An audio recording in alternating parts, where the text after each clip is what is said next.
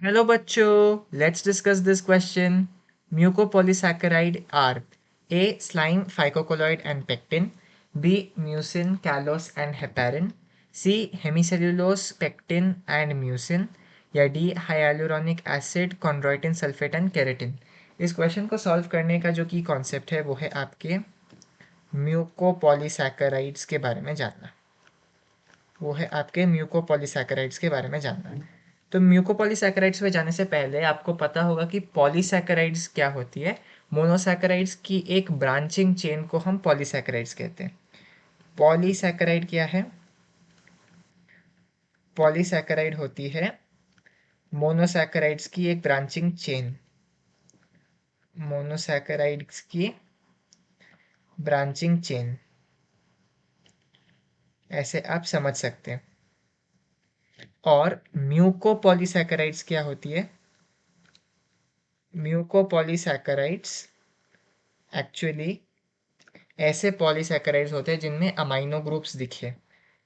ऐसे पॉलीसैकेराइड्स होती है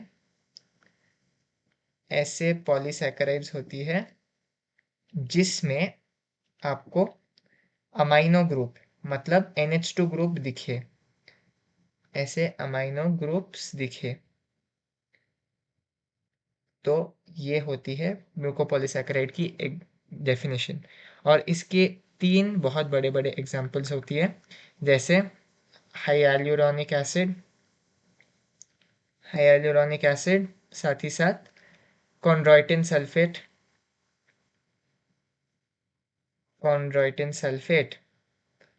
और आपका केराटिन।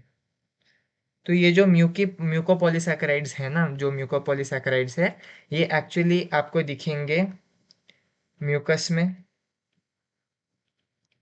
म्यूकस के साथ साथ ये आपको दिखेगा म्यूकस में, और म्यूकस के साथ साथ आपको दिखेगा कनेक्टिव टिश्यूज में।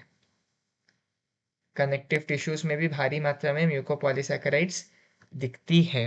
तो हमने क्या देखा? म्यूकोपॉलीसैकेराइड्स ऐसे पॉलीसैकेराइड्स है जिनमें अमाइनो ग्रुप्स दिखे, NH2 ग्रुप्स दिखे। और इसके तीन क्लासिक और सबसे वाइडली सीन एग्जांपल्स है हाइयालुरोनिक एसिड, कॉन्ड्रोइटिन सल्फेट और केराटिन। तो चलिए वापस ऑप्शंस देखते हैं। ए स्लाइम, फाइकोकोलॉइड एंड पेक्टिन गलत। पेक्टिन सबसे पहले तो प्रोटीन है, म्यूकोपॉलीसैकेराइड नहीं है, गलत।